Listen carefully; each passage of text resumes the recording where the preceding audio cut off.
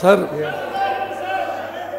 గౌరవ ప్రతిపక్ష నాయకులు తెలిసి మాట్లాడుతున్నారో తెలియక మాట్లాడుతున్నారో నాకైతే అర్థం కావడం లేదు. కానీ కూర్చోండి. ఇక్కడ కూడా భారతదేశంలో కానీ విదేశాల్లో కానీ ఇండస్ట్రియల్ సమ్మిట్ జరిగినప్పుడు ఎంఓఈలు ఎంటర్ అవుతాయి. ఆయా దేశాల యొక్క సామర్థ్యం కానీ ఆ నాయకుల యొక్క సామర్థ్యం పట్టి 30%, 40%, 25% మామూలుగా అమల్లోకి వస్తాయి. ఇక్కడ 4,60,00,000 4.67 lakh crores తప్పకోకుండా చంద్రబాబు గారి నాయకు మీద నమ్మకం ఉంది, తప్పకుండా వస్తాయి. అంతేకాకుండా ఆయన విశాఖపట్నం సరిగా చూసినా లేదు తెలదు. కానీ ఇప్పుడు దేశంలోనే 5వ సిటీ బ్యూటిఫుల్ సిటీ ఇచ్చాను, అద్భుతంగా ఉంది. ఒకసారి పోయిరామనండి. మధురవాడ 1 ఉంది, మధురవాడ 2 ఉంది, మధురవాడ 3 ఉంది. అక్కడే విప్రో వచ్చింది, అక్కడే టెక్ మహేంద్ర వచ్చింది, అక్కడే లక్షలాది మందికి ఉద్యోగాలు వచ్చే అవకాశం ఉంది, బ్రహ్మాండంగా ఉంది. అంతెందుకు దగ్గరగా ఉంది తిరుపతి పోమంటే ఒకసారి అక్కడ లాభా వచ్చింది, కార్బన్ వచ్చింది, షెల్కాన్ వచ్చింది, మైక్రోవాక్స్ వచ్చింది, కుప్పలకు బండ్లకి ఇండస్ట్రీస్ వచ్చాయి. పేపర్లు చదవడం లేదు. ఆయనకి ఎల్లప్పుడూ ఆయన కేసు గురించి ఆలోచించడానికే టైం లేదు. ప్రతి శుక్రవారం కోర్టుకు పోవాలి, దాని మీద శ్రద్ధ వహించి ఇప్పుడు ఈ కోర్టులు రాలేదు, కేసులు రాలేదంటే ఎట్లా? ఒకసారి బహిరంగ చర్చకి రాండి. మీ నాయన హయాంలో ఎంత అభివృద్ధి చెందిందో ఐటీ రంగం, ఇప్పుడు ఎంత అభివృద్ధి చెందిందో తెలుసుకుందాం, బహిరంగ తెలుసుకుందాం. అంతేగాని లేనిపోయిన ఆరోపణలు తెలిస్తే మాట్లాడండి, తెలియకపోతే ఊరుకుంటే మంచిదని చెప్పి సందర్భంగా గుర్తు చేస్తున్నారు.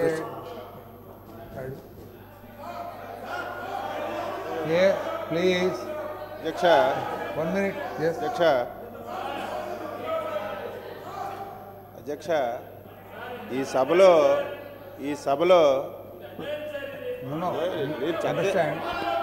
అధ్యక్ష కూర్చోండి. ఈ సభలో శ్రీకాంత్ రెడ్డి గారు, ఇప్పుడు మీరు ఎంఓయూసీ అన్ని కూడా వాస్తవ రూపం కాదు, దానికి సమాధానం చెప్తున్నారు. సభలో రాష్ట్ర కూర్చోండి అభివృద్ధి విషయంలోనూ పెట్టుబడులు రాబట్టడం విషయంలోనూ ప్రతి ఒక్కరు బాధ్యత ఉంది అధ్యక్ష.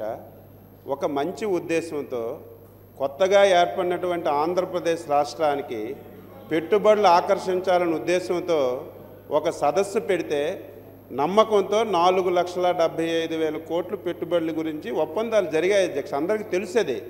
నిన్న కూడా ముఖ్యమంత్రి గారు మాట్లాడుతూ ఇన్ని లక్షల కోట్లకు ఒప్పందాలు జరిగినా సరే 20-25% మనం అచీవ్ చేసుకోగలిగితే అది బిగ్ అచీవ్మెంట్ అని ముఖ్యమంత్రి గారే చెప్పారు. దీనికి ప్రతిపక్ష నాయకుడి గారు ఎలాగ అనువాదిస్తున్నారంటే, చంద్రబాబు నాయుడు గారు కేంద్ర ప్రభుత్వం నుంచి 6 మంత్రులకు తీసుకొచ్చారు, వాళ్ళ సమక్షంలోనే 4,75,000 కోట్లు పెట్టుబడులని చెప్పారు. అంటే ఆంధ్రప్రదేశ్ రాష్ట్రం చాలా ధనిక రాష్ట్రం. ఈ రాష్ట్రానికి కేంద్ర ప్రభుత్వం నుంచి ఒక పైసా కూడా ఇవ్వాల్సినటువంటి అవసరం లేదని, కేంద్రం నుంచి నిధులు రావడం జరగదని చెప్పి తప్పుదో పట్టిస్తున్నా అధ్యక్ష. నీకు తెలివితేటలు లేకపోవచ్చు, ఒప్పందాల గురించి కానీ ఎంఓఈస్ కానీ నీకు పూర్తిగా నాలెడ్జ్ లేదు అధ్యక్ష. కానీ కేంద్ర మంత్రులకి పూర్తిగా నాలెడ్జ్ ఉంది అధ్యక్ష. కేంద్ర మంత్రులకు పూర్తిగా నాలెడ్జ్ ఉంది. ఒక మంచి ఉద్దేశంతో కొత్త రాష్ట్రానికి పెట్టుబడులు తేవాలని దేశం ప్రపంచం అంతా తిరుగుతున్నటువంటి వ్యక్తి చంద్రబాబు నాయుడు గారని వారికి నాలెడ్జ్ ఉంది. అయితే 4,75,000 కోట్లు పెట్టుబడులు వచ్చాయి కాబట్టి ఇవన్నీ అమలు జరుగుతాయని చెప్పి మేము ఎప్పుడూ చెప్పలేదు అధ్యక్ష. ప్రయత్నం, ప్రతి దానికి ఒక ప్రయత్నం ఉండాలి. ఏదైనా ఒక విషయాన్ని సాధించాలంటే, అది ఆచరణ జరగాలంటే ముందు ఆలోచన జరగాలి. ముఖ్యమంత్రి గారు అదే ఆలోచనతో ముందుకెళ్తున్నారు. దానికి మీకందరికీ ప్రతి విషయంలో మేము కోరుతున్నాం, ప్రతి విషయంలో మీకు రిక్వెస్ట్ చేస్తున్నాం. మీరు సహకరించకపోయినా ఈ రాష్ట్ర అభివృద్ధి గురించి మీరు సహకరించడానికి మీకు ఎట్టి పరిస్థితుల్లో కూడా మీ మనసు అంగీకరించడం లేదు. కానీ వచ్చిన అభివృద్ధిని మాత్రం ఎక్కడ అడ్డం పెట్టొద్దని ఈరోజు ప్రతిసారి కూడా కోరుతున్నాం అధ్యక్ష. ఈరోజు మీకు కూడా ప్రతిపక్ష నాయకుడిగా మీకు బాధ్యత ఉంది. మీకు కూడా అవకాశం ఉంటే దేశంలో ప్రపంచంలో మీకు తెలిసిన వాళ్ళు ఎక్కడైనా ఉంటే నీకు కూడా డబ్బు ఉంది, నీకు కూడా లక్షల కోట్లు ఉంది, నువ్వు కూడా ఈ రాష్ట్రంలో పెట్టుబడి పెట్టు. ఈ రాష్ట్ర ప్రభుత్వం నీకు కూడా సహకరించడానికి సిద్ధంగా ఉంది.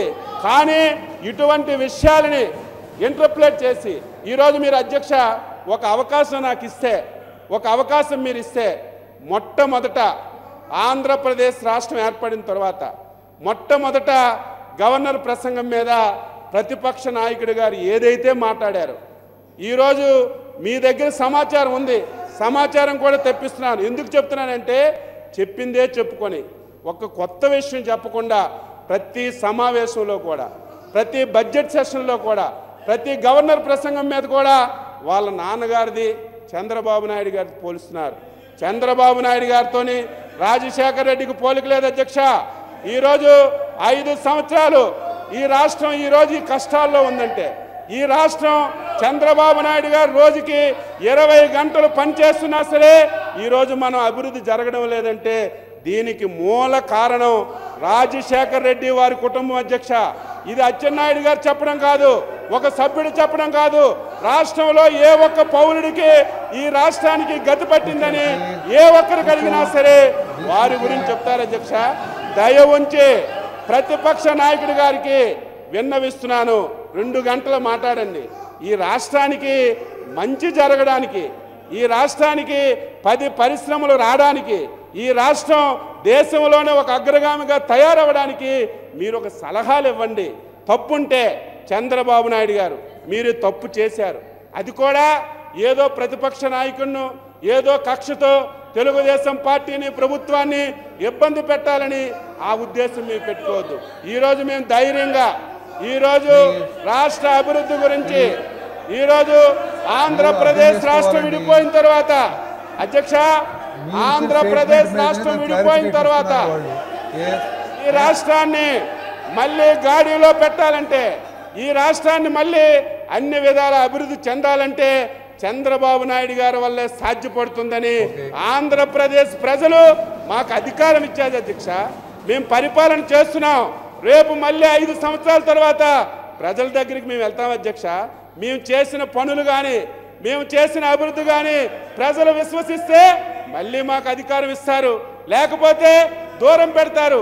కానీ నీకు అధికారం ఎట్టి పరిస్థితుల్లో రాదని చెప్పి, అధికారం చేజారిపోయిందని చెప్పి ప్రతి నిమిషం ప్రతి విషయానికి కూడా అడ్డ తగలడం మంచి విధానం కాదు. ఎంతోమంది ప్రతిపక్ష నాయకులను చూసాం. కొన్ని విషయాల్లో ప్రభుత్వానికి సహకరించేవారు, కొన్ని విషయాల్లో ప్రభుత్వానికి సలహాలు ఇచ్చేవారు, కొన్ని విషయాల్లో ప్రభుత్వం చేసినటువంటి తప్పుల్ని ఎత్తి చూపేవారు.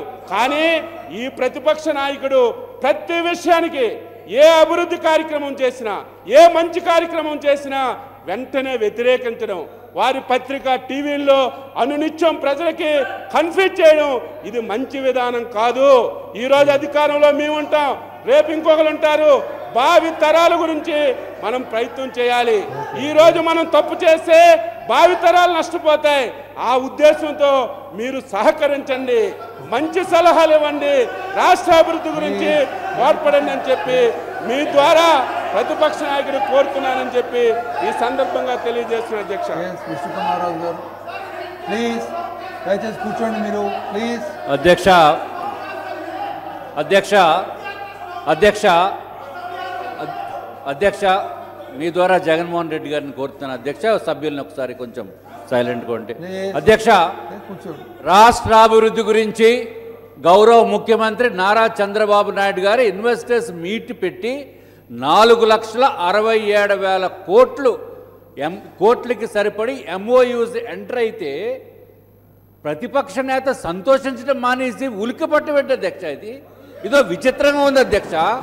ప్రతిపక్ష నేత సంతోషించి ముఖ్యమంత్రి గారికి ధన్యవాదాలను తెలియజేయవలసిన అవసరం ఉంది అధ్యక్ష. 2 రోజుల్లో చేశారు అధ్యక్ష. తర్వాత కేంద్ర మంత్రులు